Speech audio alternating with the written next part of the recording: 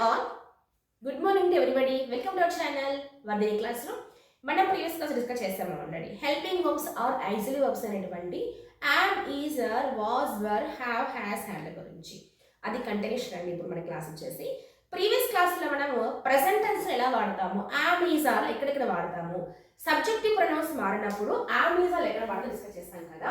So suppose example like I వచ్చినప్పుడు ఖచ్చితంగా రాసినటువంటి హెల్పింగ్ వర్బ్ వచ్చేసి am అన్నమాట.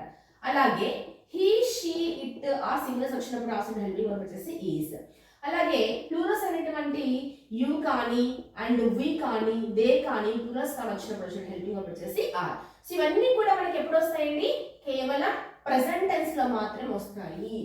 అంటే ప్రస్తుత కాలంలో మాత్రమే, వర్తమానంలో ఏదైతే వాడుతున్నామో పని జరుగుతూ ఉంటుందో, లేదా స్థితి గురించి చెప్పాలనుకున్నప్పుడు, మన ప్రొఫెషన్ గురించి చెప్పాలనుకున్నప్పుడు మెయిన్గా అండి. సో ఈ హెల్పింగ్ వర్బ్స్ అన్నీ కూడా మనకి స్టేట్ గురించి, సో మన యొక్క అంటే ఐడెంటిటీ గురించి, అంటే మనం ఏం చేస్తున్నాం, మన ప్రొఫెషన్ ఆ ఐడెంటిటీ గురించి తెలియజేస్తాయి.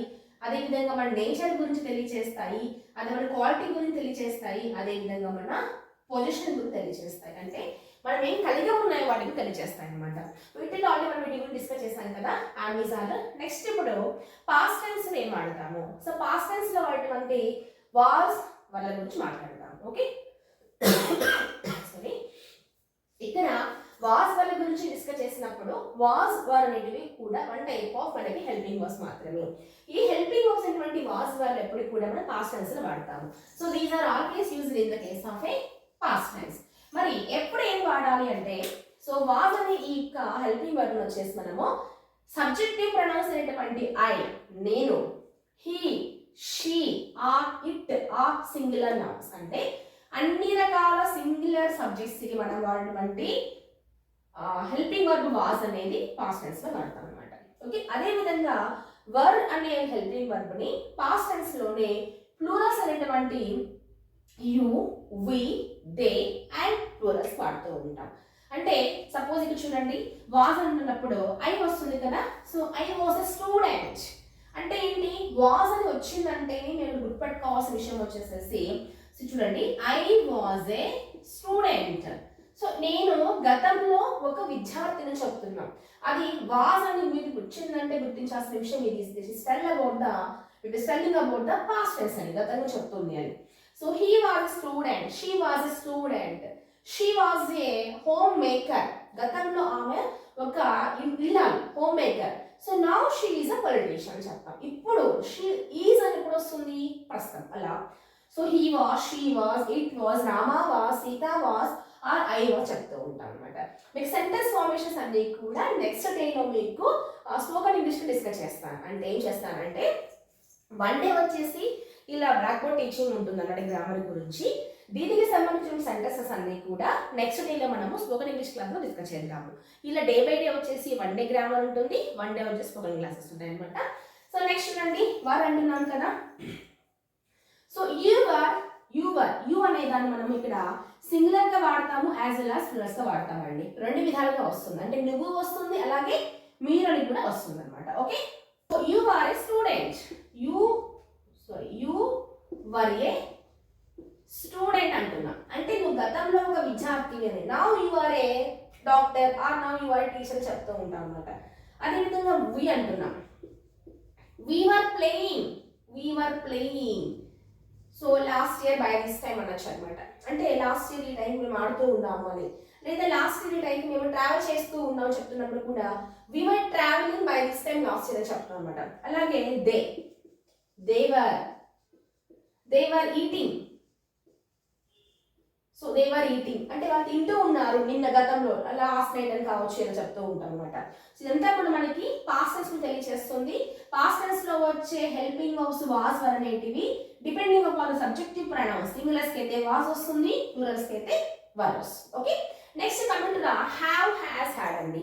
వీటి గురించి డిస్కస్ చేద్దాము. ఇక్కడ తీసుకుంటే హ్యాస్, హ్యావ్, హ్యాడ్ అనేవన్నీ కూడా మనకి పొజిషన్ తెలియజేస్తాయి అన్నమాట.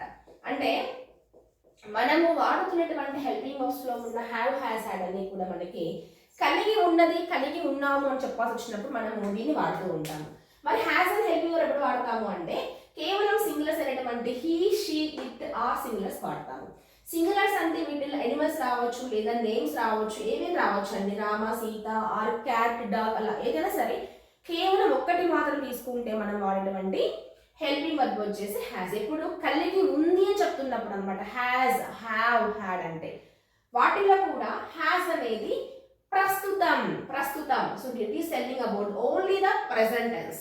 సో ప్రెజెంట్ టెన్స్ అండి. సో సారీ, హ్యాడ్ కదండి ఇది. సో ఇవి రెండు వచ్చేసి మనకి ప్రెజెంట్ టెన్స్ లో వచ్చేస్తాయి. ఇది వచ్చేసి పాస్ట్ టెన్స్ లో వస్తుంది.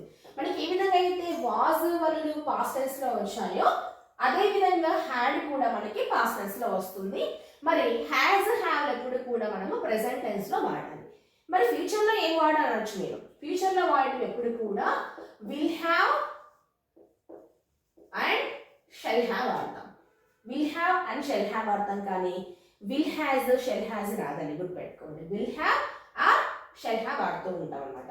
మనం వీటి గురించి నెక్స్ట్ మాట్లాడదాము. సో ఫస్ట్ హ్యాజ్ అనేది ఏంటి అంటే ప్రెజెంట్ టెన్స్ లో వాడినటువంటి, పొజిషన్ లో వాడినటువంటి, అంటే ఒక వస్తువు కలిగి ఉన్నామని చెప్పాల్సి వచ్చినప్పుడు మనం దీన్ని వాడతాం అనమాట. హీ హ్యాజ్ ఏ కార్, అతని కారు ఉంది. She has a new mobile, అతని కొత్త మొబైల్ తన దగ్గర ఉంది అని. So it has, suppose dog has, cat has, monkey has a banana. So చెప్తూ ఉంటాం అనమాట. ఇవన్నీ కూడా సింగులర్స్ అనేటువంటి he, she, it singular names లో కలిగి ఉంది అని చెప్పాల్సి వచ్చినప్పుడు మాత్రమే వాడతాము ప్రెజెంట్ టెన్స్ లో.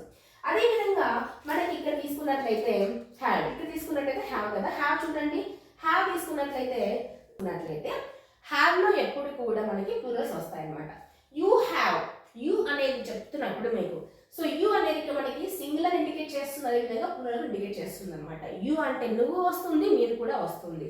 You have, they have, I have, we have or plurals అనమాట. ఎనీథింగ్ ప్లూరల్స్ తీసుకోవచ్చు. రామన్, శ్యామ్, సీత, గీత, లైక్ దట్ అనమాట. So they have, I have, you have, we have అనొచ్చు అనమాట. ఓకే, సో ఇదంతా కూడా, ఈ రెండు కూడా కలిగి ఉన్నాయి చెప్తున్నప్పుడు మనం వాడేటువంటి సెంటెన్సెస్ ఈ రెండు కూడా ప్రెజెంట్ టెన్స్ సూచిస్తుంది, అంటే వర్తమానం సూచిస్తుంది. ఓకే, సపోజ్ నేను కొన్ని ఎగ్జాంపుల్స్ రాస్తున్నాను. I have a class now. I have a class now. అలాగే we have lunch. మాకు ఈరోజు లంచ్ ఉంది at అజంతా హోటల్. మాకు అజంతా హోటల్ ఇవాళ లంచ్ ఉందని చెప్తున్నాం. సో అలా విధంగా ఏదైనా సరే కలిగి ఉంది అని చెప్తున్నప్పుడు మనం హ్యావ్ వాడతాం. Okay, understand. So next had. So had అనేది ఎప్పుడు వాడతాము అంటే కేవలం మనము పాస్ట్ టెన్స్ లో వాడతామండి. హ్యాడ్ అనే ఈ హెల్పింగ్ వర్బ్ ని మనము కలిగి ఉంది, గతంలో కలిగి ఉంది అని చెప్పాల్సి వచ్చినప్పుడు మనం వాడుతూ ఉంటాం అనమాట.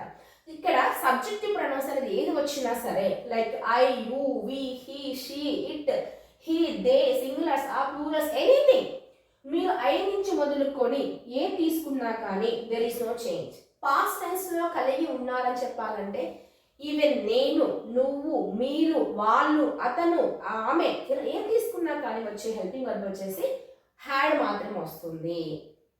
సో గతంలో కలిగి ఉంది అని చెప్పాల్సి వచ్చినప్పుడు వాడే హెల్పింగ్ వర్బ్ వచ్చేసి హ్యాడ్ అనమాట. Suppose let me see some examples. Sorry, based on had అండి. I had a cycle when I was a child. When I was in second class, I had a cycle. అదేవిధంగా we had a car when we were in Chennai. మేము చెన్నైలో ఉన్నప్పుడు మాకు car ఉండేది. when we were in Chennai అంటున్నాం. we were ఇది మనము స్థితిని తెలియజేస్తుంది. ఎక్కడ ఉన్నప్పుడు? చెన్నైలో ఉన్నప్పుడు. we were past tense కదా, we అనేది పిల్లలు కదా, కాబట్టి వర్ వచ్చింది. So we had a car when we were in Chennai. ఇలా అన్నమాట. మన దీనికి సంబంధించిన అన్ని రకాల సెంటెన్సెస్ కూడా మనము స్పోకెన్ ఇంగ్లీష్ క్లాస్ లాగా నెక్స్ట్ డే మనం డిస్కస్ చేద్దామండి. So I hope you understand everything clearly about the was, were and has, have, had clearly friends. మరి మీకు ఎటువంటి వీడియోస్ కావాలో కొద్దిగా కింద కామెంట్ సెక్షన్లో తెలియజేస్తే నేను ఆ టైప్ ఆఫ్ వీడియోస్ చేయడానికి ట్రై చేస్తానండి. ఐ హోప్ మీకు ఈ కాన్సెప్ట్ అందరికీ అర్థమైంది అనుకుంటున్నాను. If like this video please like, share, subscribe. Thank you for watching.